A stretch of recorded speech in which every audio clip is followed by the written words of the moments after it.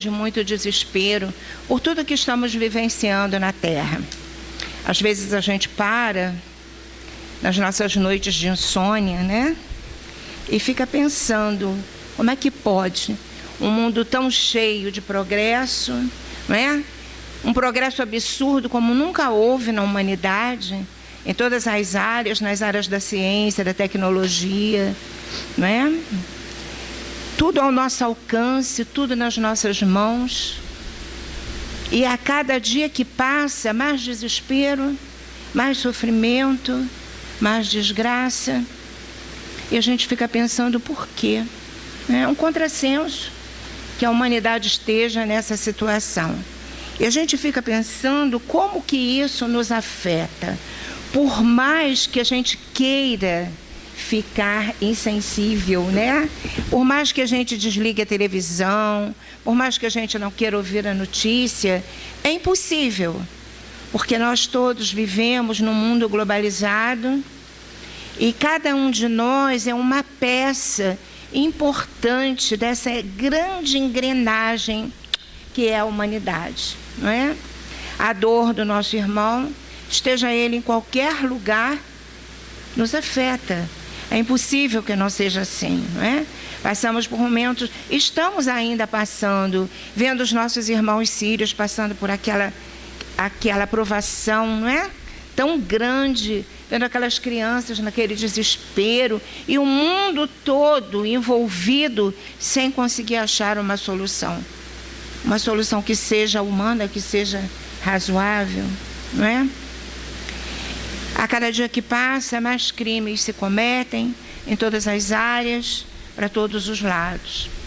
E como que a gente pode, nesse momento em que nós paramos para refletir, o que a gente pode fazer, né? O que falta na humanidade? Qual é o diagnóstico que a gente pode fazer, né? O mundo se esqueceu de Deus. Então, a grande realidade é essa. Nós vivemos, muitas vezes acreditamos num ser superior, mas aqui, no nosso intelecto, nós não conseguimos enxergar Deus na natureza, na sua criação, não é? Mesmo nós que já estamos acordados, que já usufruímos dessa doutrina abençoada, quantas e quantas vezes a gente acorda de manhã, se esquece de fazer a nossa prece, porque está atarefado, porque está em cima da hora, porque o relógio não despertou, né? E a gente sai desesperado, correndo por aí, vai para o nosso trabalho. E às vezes só de noite, na hora que a gente vai dormir, a gente se lembra de Deus. Passamos quase que 20 horas sem se lembrar dele, né? Essa é a grande causa desse caos que nós todos estamos vivendo. O homem não consegue enxergar Deus na natureza, na sua criação, não consegue abrir os olhos e ver a beleza do céu, né? Não consegue enxergar a beleza que existe num jardim. Aliás, nem existem mais jardins quase, né? E a cada dia ele vai se impregnando desse pragmatismo, dessa loucura, e vai se esquecendo da sua origem e da sua destinação. Nenhum de nós veio à vida a passeio, né? Todos nós temos uma finalidade nessa existência. Cada um de nós veio a trabalho, com um trabalho específico, né? Com diretrizes muito sábias, que as leis de Deus nos impuseram através da lei de causa e efeito. E nós precisamos urgentemente parar para pensarmos nisso tudo, né? Então a gente trouxe uma reflexão, né? Para que a gente comece a refletir não no Deus que está fora de nós, né? Esse Deus que criou esse universo tão lindo, que é o Deus das galáxias, como os espíritos vêm nos oferecer, né? A causa primária de todas as coisas, mas na nossa própria natureza íntima, não é? Vamos parar para refletir o que acontece conosco, dentro da nossa intimidade. E se nós conseguíssemos refletir sobre isso, talvez conseguíssemos transcender e começar a enxergar o mundo de uma outra maneira, não é? Vamos pensar apenas no nosso corpo, nessa beleza, nessa maravilha que é o nosso organismo físico, não é? E vamos pensar que nós nascemos numa criança bem pequenininha, né? E vai crescendo, seus órgãos vão se desenvolvendo com tanta harmonia, com tanta sabedoria, não é? Nosso organismo físico trabalhando de uma forma tão sábia, tão generosa, a nosso próprio favor. Agora mesmo a nossa companheira estava falando, eu bebo muita água, né? E a gente ficar pensando como é que o nosso próprio organismo vai elaborando tudo aquilo que a gente ingere. Nós estamos no comando disso? Por acaso nós comandamos os nossos órgãos físicos, as nossas células? Quem comanda? Né? Quem está no comando da nossa vida física? Quem é que gerencia o que nós sentimos, né? Como as coisas vão acontecendo, que nós chamamos de fatalidade? Essa lei divina, fantástica, que para nós é um mistério, porque é bom que seja assim, né? Para que nós possamos aceitar em doses homeopáticas o que vai chegando. Se a gente soubesse de tudo, talvez a gente não conseguisse resolver de uma maneira mais feliz, né? Mas aí a gente fica pensando, a beleza e a sabedoria dessas leis, elas vão nos levando por caminhos que às vezes nós não escolhemos. Que muitas vezes paramos e falamos assim, meu Deus, não foi nada disso que eu planejei, né? Não era nada disso que eu queria. Eu queria que acontecesse dessa ou daquela forma, mas a vida vai se encarregando de nos causar essas surpresas. Mas o que a gente precisa compreender é exatamente isso.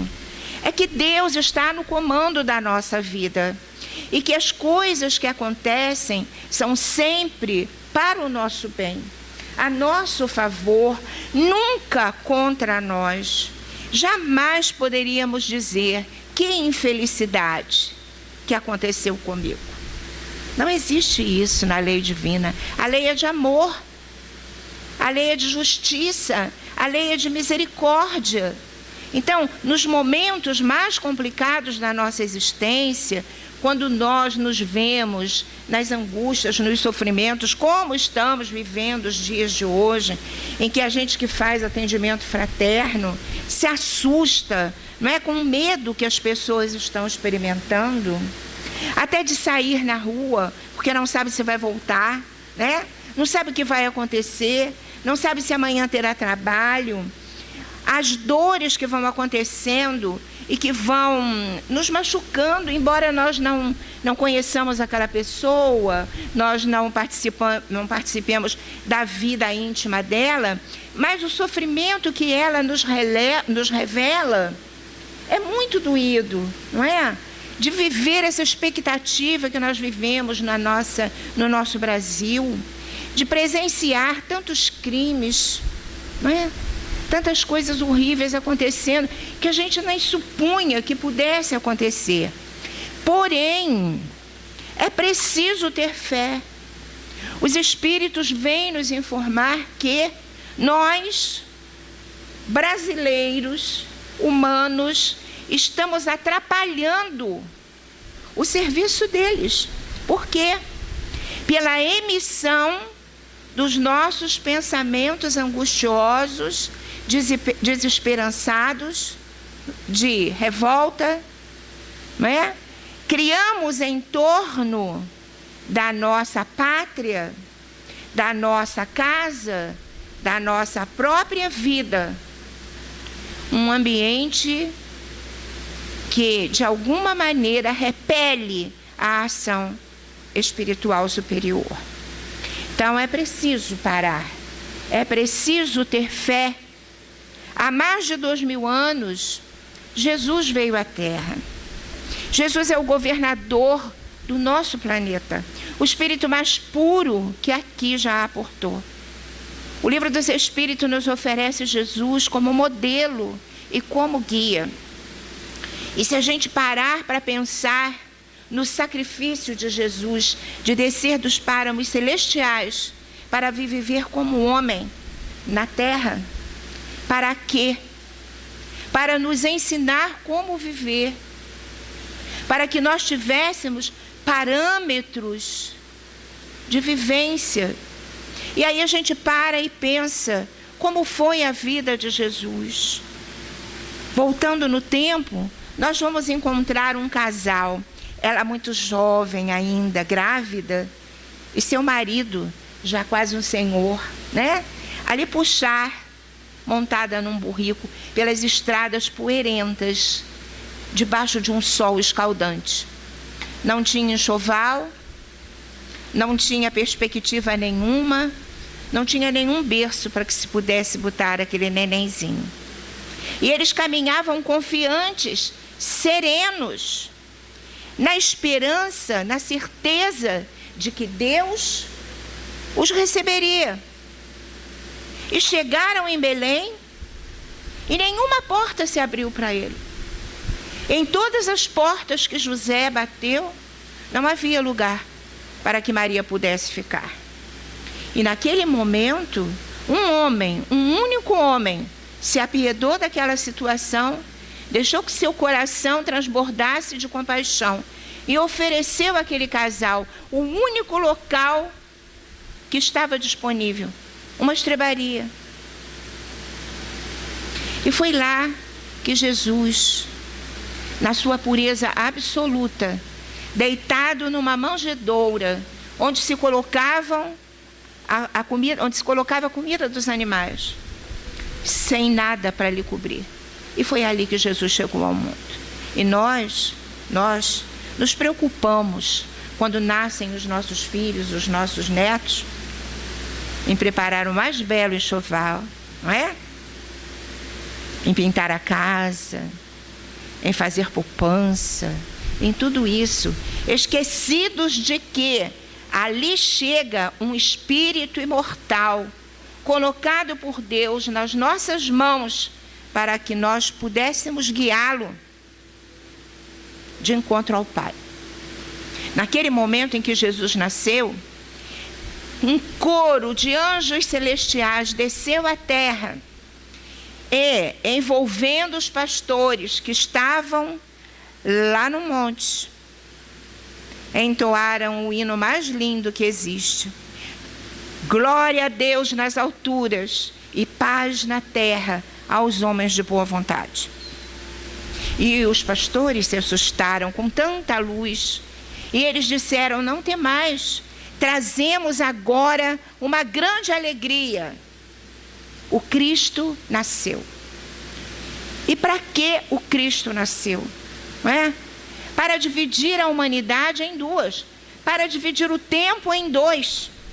E dali para frente nada mais seria como antes. Porque Jesus viera trazer ao mundo um Pai de amor, um Pai absolutamente justo, um Pai de misericórdia. E aquele povo estava habituado a um Pai rancoroso, severo, que escolhia seus filhos. Jesus viera trazer ao mundo o amor, a paz, a misericórdia.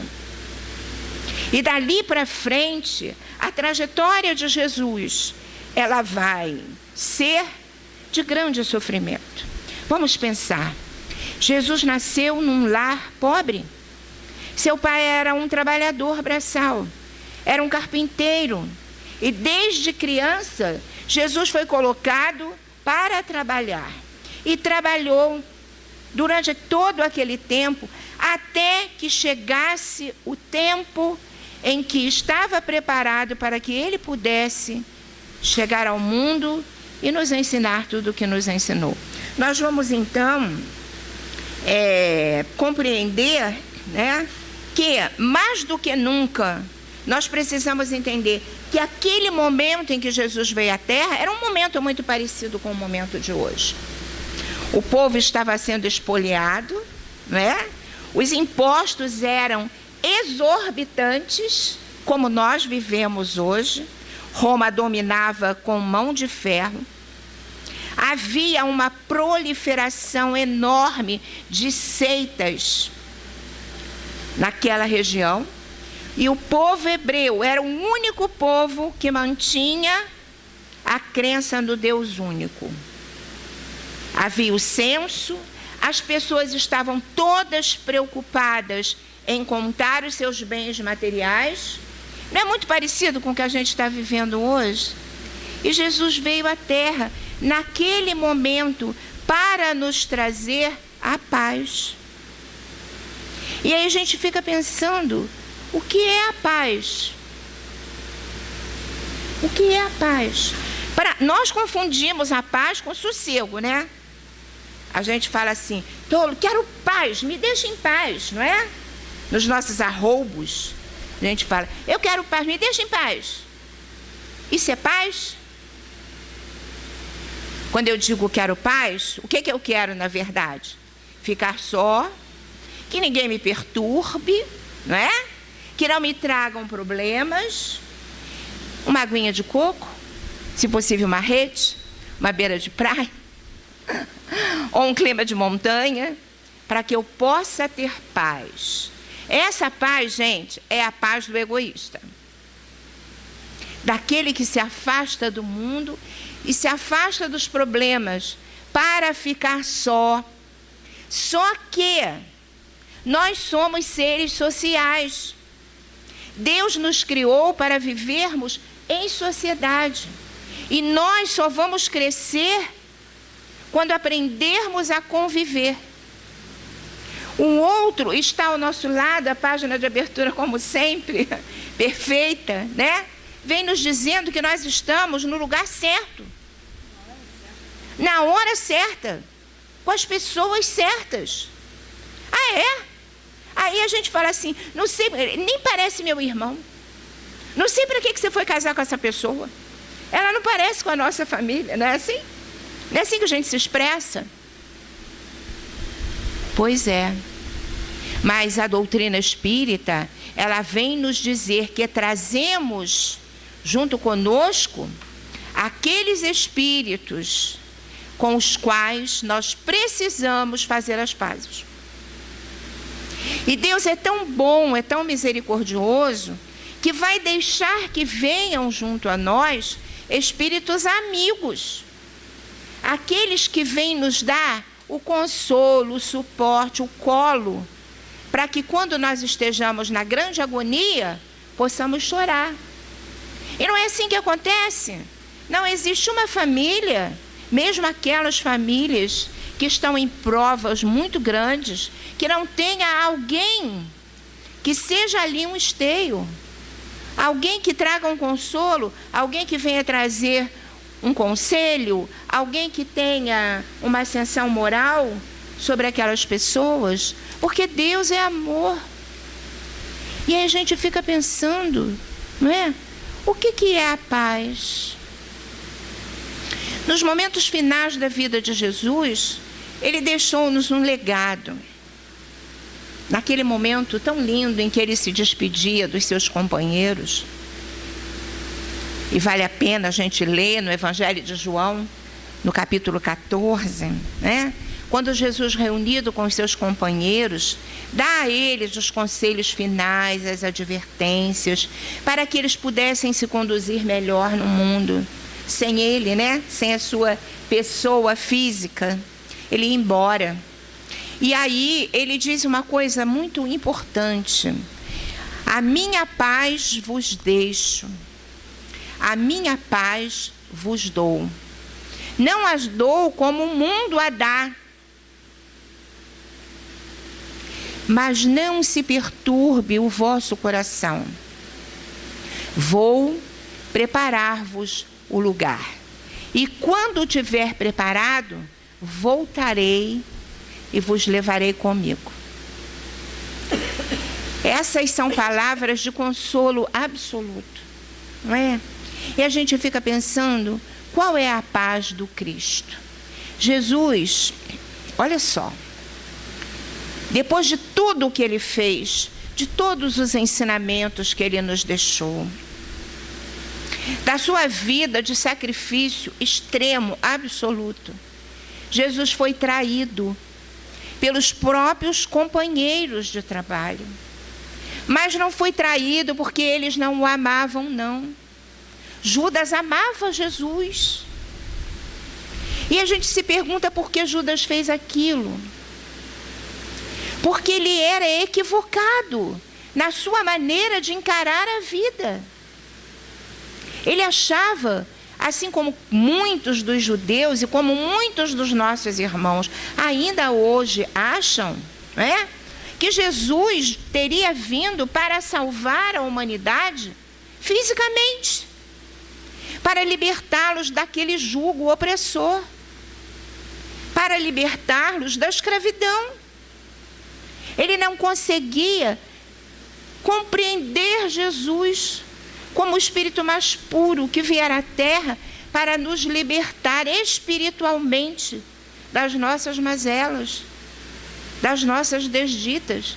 E ele vai, e acreditando no poder do Cristo, ele faz com que Jesus seja levado à presença dos poderosos, porque ele tinha certeza absoluta que a hora que Jesus quisesse, ele ia resolver chamar aquele exército celeste, como ele mesmo coloca, para libertá-lo, e nada iria lhe acontecer. E no momento em que Jesus fizesse tudo aquilo, não é? Iria mostrar o seu poder, iria tomar as rédeas da grande revolução que Judas esperava. Só que Jesus não veio para nada disso, não é? A proposta do Cristo é a proposta da paz. A proposta do Cristo é a proposta da renúncia. E aí nós vamos encontrar um Judas enlouquecido, desesperado, porque nada aconteceu como ele previra. Nada aconteceu como ele planejara, nada aconteceu como ele desejara. E ele vê Jesus ser aprisionado, ser chicoteado. Jesus levou 39 açoites. Sabe como era o açoite, gente? Aquele açoite tinha pedrinhas na ponta do couro. Jesus foi dilacerado. E quando Judas vê aquilo, ele não acha outra saída, porque ele havia se esquecido de Deus. E ele se mata, cometendo o pior dos crimes, não é? E a gente fica pensando, será que nós também estamos equivocados? Será que nós também não compreendemos a missão do Cristo de Deus? E a gente se pergunta, por que tanto sofrimento? A gente esquece da lei de causa e efeito, não há nada que aconteça na vida que seja uma fatalidade. Não existe nenhum sofrimento que não seja justo. Difícil a gente engolir isso. Difícil a gente explicar para os outros, mas pelo menos que a gente tenha consciência plena disso, para que possamos, afinal, testemunhar. Porque se nós não fizermos esse exercício, de nada valerá para nós sabermos tudo o que sabemos a nível intelectual. Precisamos decodificar essa sabedoria, trazer essa sabedoria para a nossa emoção, para o nosso coração. Além de tudo isso, Jesus foi levado ao Calvário e foi crucificado no meio de 2 ladrões, como um bandido comum. E no momento em que ele é crucificado, o que ele fala para nós? O que ele vem dizer? Para que nós possamos fazer o mesmo, já que ele é o nosso modelo e o nosso guia. E a gente fica pensando, para que serve um guia? Para nos guiar pelos caminhos que nós não conhecemos, não é? Se a gente fosse fazer uma grande viagem, por caminhos que a gente não conhece, a gente iria procurar um guia experimentado, no qual a gente confiasse, para que ele pudesse nos levar em segurança. Jesus é o nosso guia, por caminhos que nós desconhecemos. Não sabemos o que vamos passar na nossa vida, não sabemos quais as dores que iremos experimentar, mas nós temos um guia no qual nós confiamos. Nós temos um guia experimentado, porque ele não foi criado perfeito. Ele experimentou todas essas experiências que nós hoje vivenciamos, apenas não foi na terra. Mas nós sabemos que na casa de Deus há muitas moradas, não é? Então, quando a gente compreende o que Jesus falou, a minha paz vos deixo, como é que a gente pode compreender que naquele momento em que ele fala, Pai, perdoa-os, porque eles não sabem o que fazem. E não sabiam mesmo. Porque se eles soubessem o que estavam fazendo, e os séculos e séculos de dores inenarráveis que iriam se impor pelo sofrimento causado ao nosso Mestre Jesus, eles não fariam aquilo. E é o que está acontecendo hoje com todos esses nossos irmãos que praticam todos esses desatinos. É com esse olhar que a gente precisa encarar o que está acontecendo no mundo. Eles não sabem o que fazem. E nós precisamos, assim como Jesus disse, Pai, perdoa-os. É com esse espírito de misericórdia que a gente precisa aprender a viver nesses momentos tão difíceis que estamos passando, ao ver um irmão nosso decapitar uma pessoa. Que Deus tenha misericórdia dele, não é? Não vamos engrossar o exército do desespero, não vamos engrossar o exército do desejo de vingança, porque quando nós fazemos isso, a única coisa que nós estamos fazendo é adquirindo débitos para nós, modificando a nossa vibração. Quando nós olhamos os nossos companheiros que expoliam a nação, tenhamos misericórdia. Eles não sabem o que fazem, porque se eles soubessem o que fazem, jamais fariam, porque serão séculos e séculos de resgate. Porque nós vamos engrossar as fileiras daqueles que não creem em Deus? Porque vamos engrossar as fileiras daqueles que não conseguem enxergar Jesus no seu mundo íntimo? É preciso mudar. É preciso compreender a vida com o olhar espírita. Esse é o olhar espírita, é o olhar que vem apaziguar as dores. É muito interessante quando a gente se coloca numa mesa mediúnica e chegam os espíritos desarvorados, né? Infelizes, desesperados, cheios de remorso no seu coração, a nos suplicar ajuda.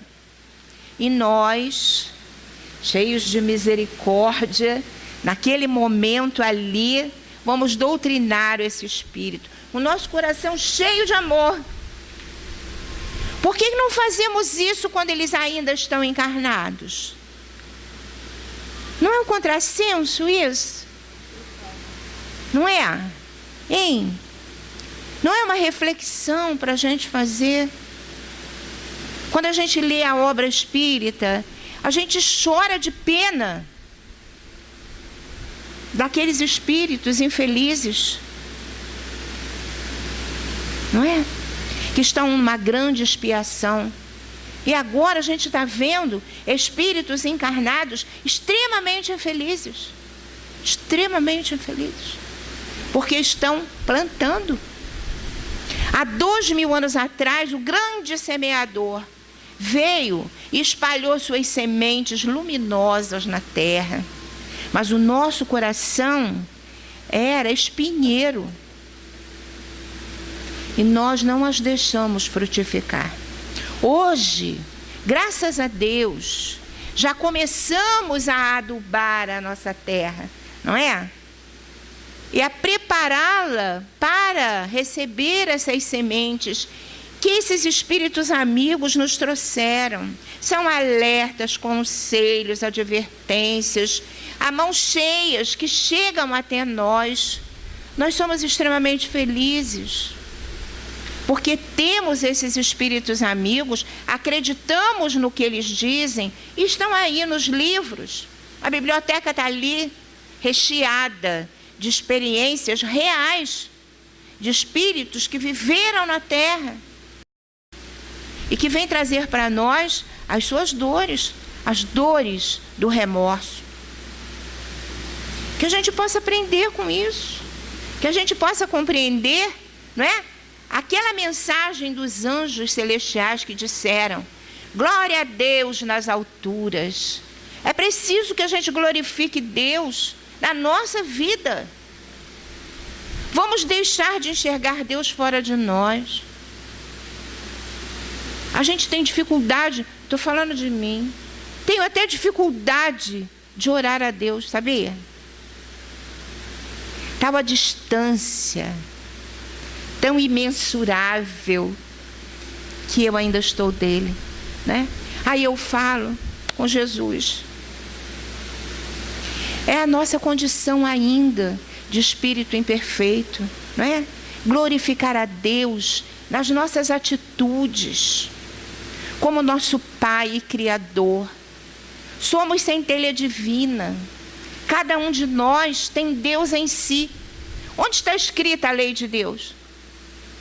Na consciência do homem. Essa é a sua maior justiça. Não está escrita em nenhum livro. Não é propriedade de nenhuma religião, de nenhuma seita. Ela está em nós.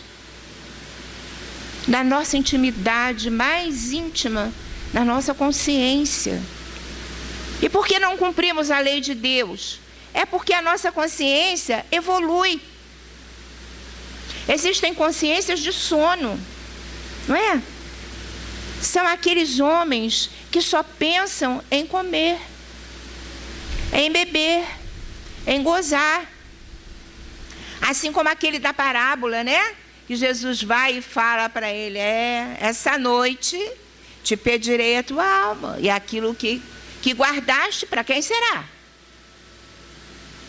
A consciência de sono, ela não permite o acesso à lei divina, porque ele não pensa nisso. A vida para ele é uma só. E ele fala mesmo: a vida é uma só, eu tenho que gozar tudo que eu posso. Já pensou o susto quando acorda na espiritualidade? Já pensou?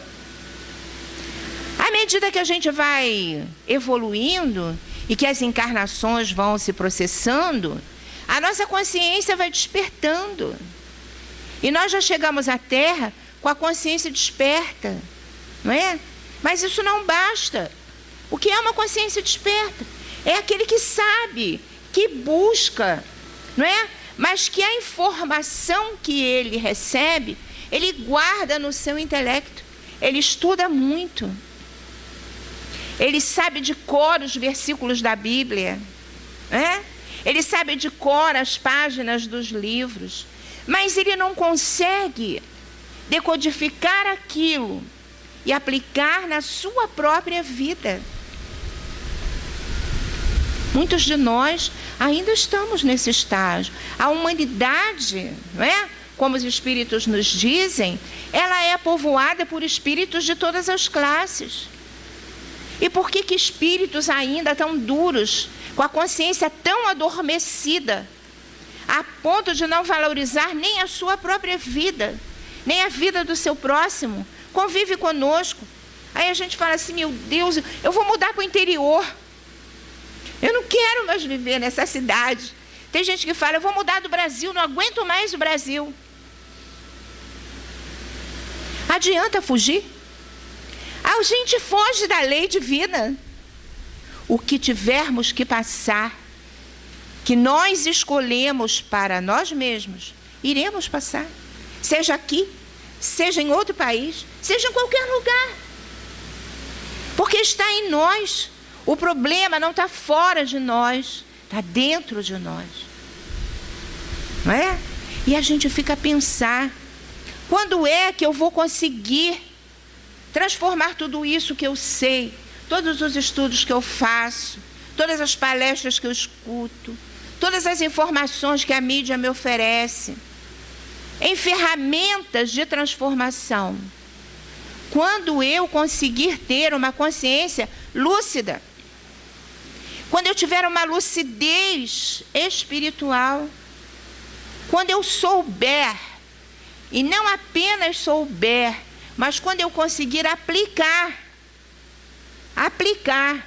tudo aquilo. A gente, quando diz que uma criança é inteligente, é quando essa criança consegue aplicar aquilo que ela aprendeu em outro momento da vida. Quando ela consegue transferir o ensinamento, não é assim? Não é? E a gente se surpreende, nossa, ela aprendeu mesmo. Pois é isso que a gente precisa fazer. Aplicar na hora exata. Aí vem Jesus e fala para nós. Orai pelos que vos perseguem e caluniam. Amai os vossos inimigos. A gente não sabe isso de cor? Tem alguém que não sabe isso? Tem. Mas a gente aplica na nossa própria vida?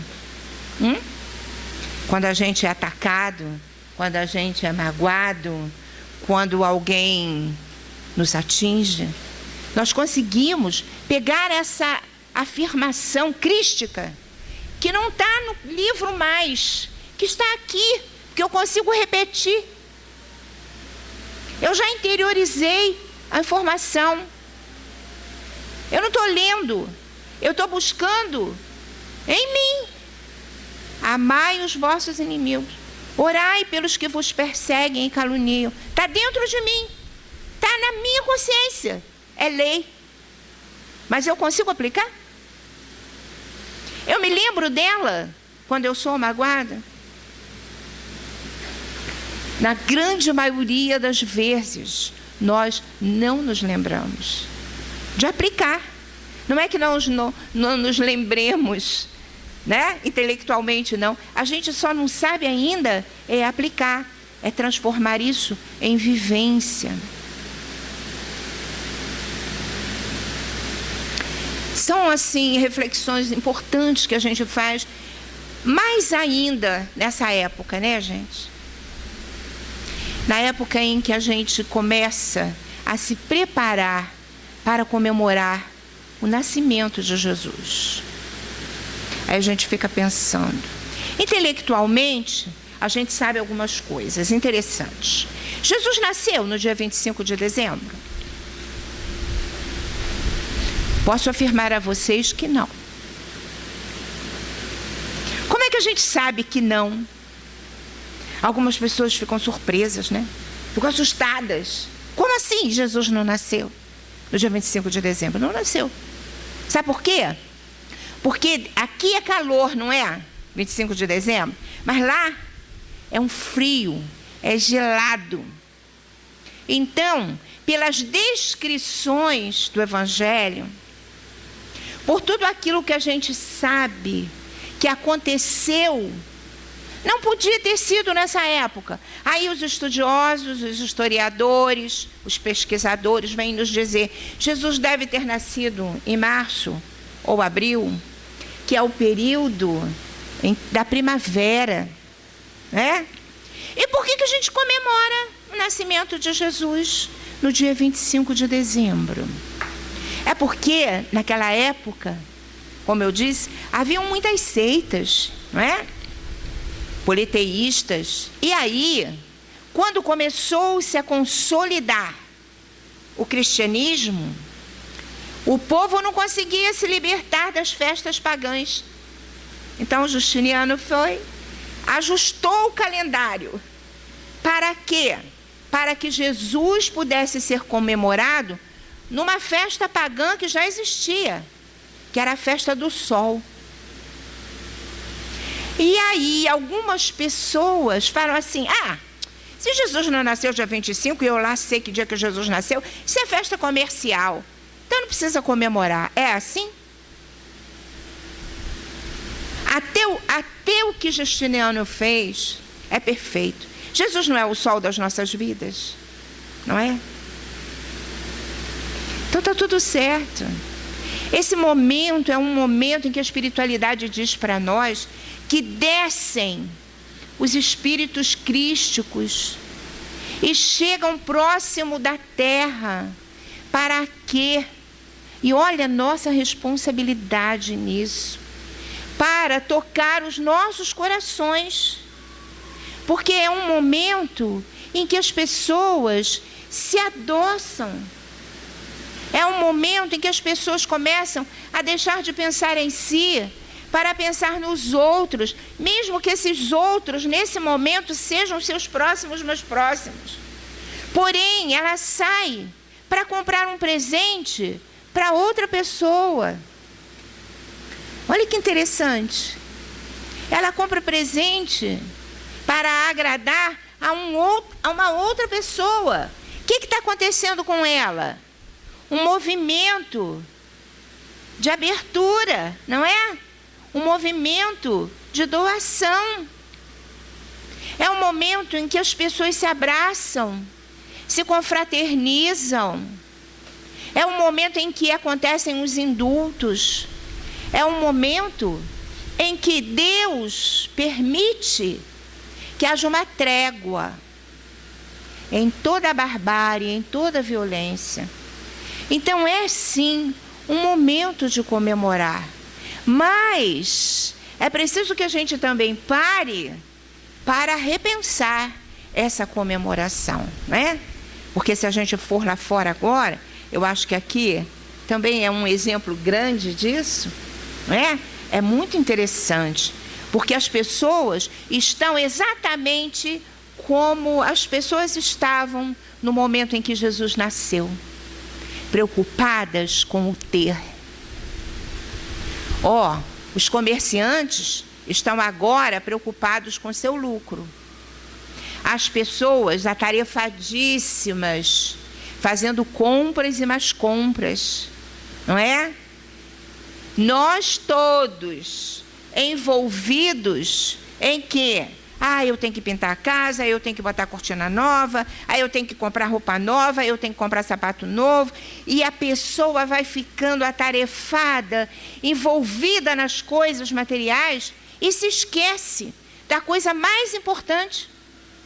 As crianças preocupadas com a cartinha que vão escrever para o Papai Noel, na expectativa de que recebam aquele presente material. Mas que festa é essa?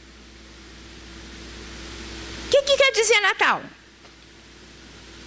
Natal quer dizer nascimento. E, então, é uma festa de aniversário. Não é? Mas quem é o aniversariante?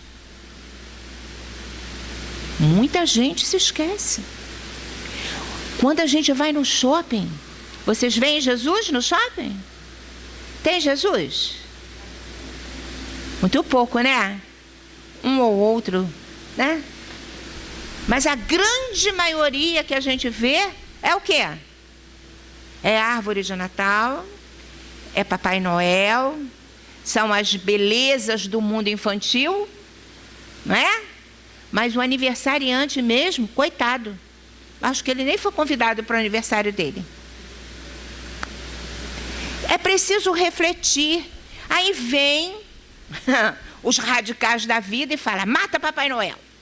Não é para matar ninguém. Não é hora de desespero, é hora de paz. Papai Noel é São Nicolau, que foi um homem muito bom, preocupado com os outros, doava tudo de si. É justo que nesse momento ele também seja homenageado. Mas a gente não pode esquecer do grande convidado dessa festa, que é Jesus. E como que a gente pode fazer isso? Como é que eu vou aplicar na minha vida esse conhecimento? Porque eu tenho esse conhecimento.